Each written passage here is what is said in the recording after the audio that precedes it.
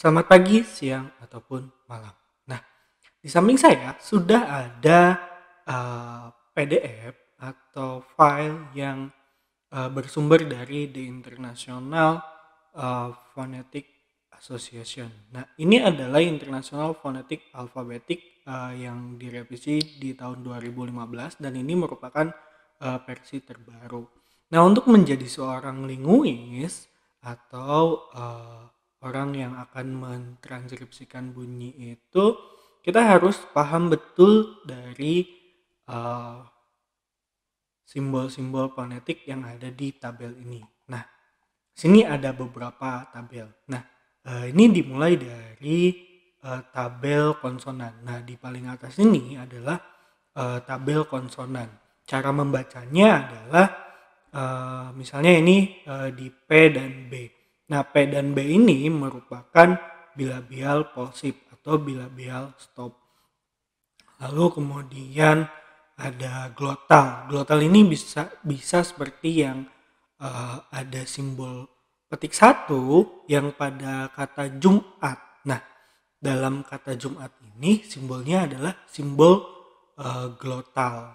Nah, ini adalah berarti glotal pulsif. Nah, adapun untuk H maka ini adalah glotal frikatif. Nah, itu adalah cara membacanya. Lalu kemudian ada simbol konsonan non phlomonik. Nah, ini adalah konsonan-konsonan tambahan yang biasanya dalam kasus bahasa-bahasa tertentu itu membutuhkan simbol-simbol ini. Nah, dalam bahasa Indonesia tidak terlalu banyak ya menggunakan ini.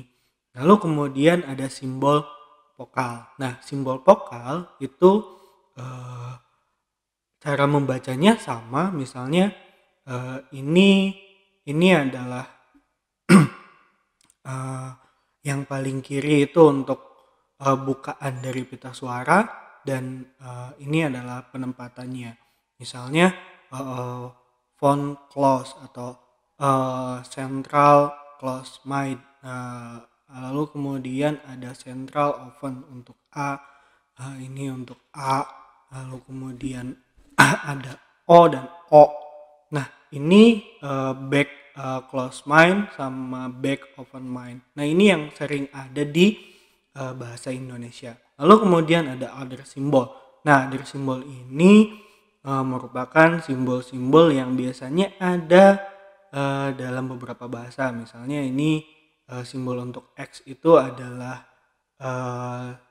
simultaneous atau ini bisa dilambangkan dengan simbol yang di sebelah kiri. Bagaimana bunyinya?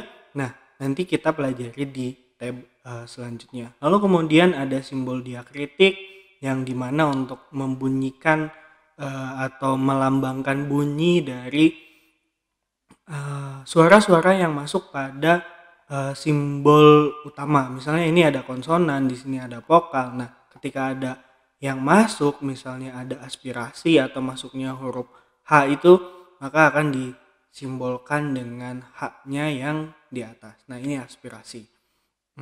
Lalu kemudian labialize atau ada kecenderungan untuk labial, maka ada superscript W. Nah, itu adalah contoh-contoh diakritik. Lalu kemudian suprasegmental di mana ada penekanan utama, penekanan yang sekundari, lalu kemudian ada yang panjang, bagaimana ini mencerminkan aksen, lalu kemudian tone dan word aksen, lalu ini bagaimana ini panjang pendeknya dari satu ujaran dari setiap simbol yang ada. Nah, untuk mempelajari semua simbol ini kita akan dibantu oleh dari IPACAT juga, di mana ini adalah sistem yang lebih multimedia atau multimodal. Nah, di sini kita akan melihat nih, misalnya di P, ketika kita klik di P ini, kita bisa melihatnya satu persatu. Nah, kita bisa apply ini.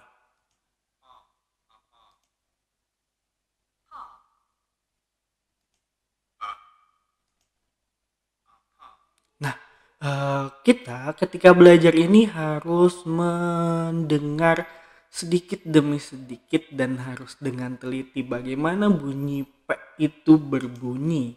Karena kita harus membandingkan dengan bunyi-bunyi yang hampir mirip.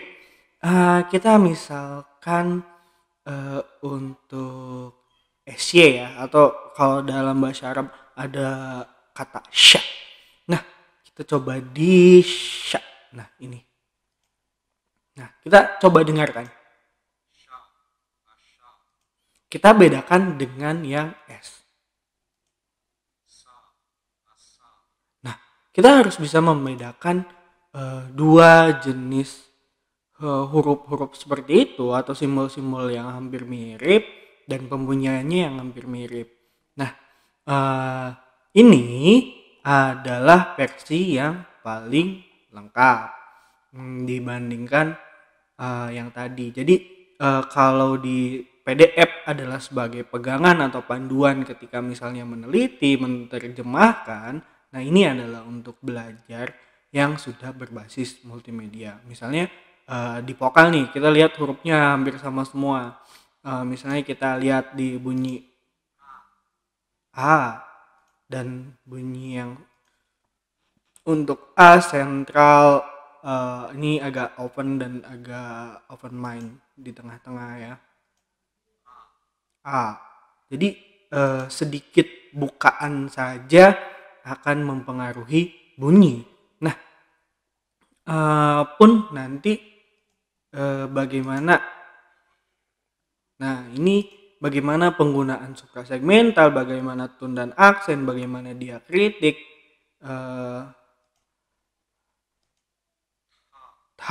Nah, ini misalnya aspirasi yang tadi dijelaskan bagaimana H itu masuk. Nah, kita harus belajar dan mendengarkan satu-satu semua simbol yang ada di sini. Karena berhubung durasi tidak bisa mencontohkan satu persatu. Tapi yang penting kalian paham untuk menggunakan fasilitas yang diberikan oleh the International Phonetic Association. Nah, lalu kemudian ada satu lagi pembelajaran untuk bagaimana kita mentranskripsikan bunyi. Nah, dalam mentranskripsikan bunyi, kita harus memahami setiap simbolnya. Kita harus memahami setiap bunyinya.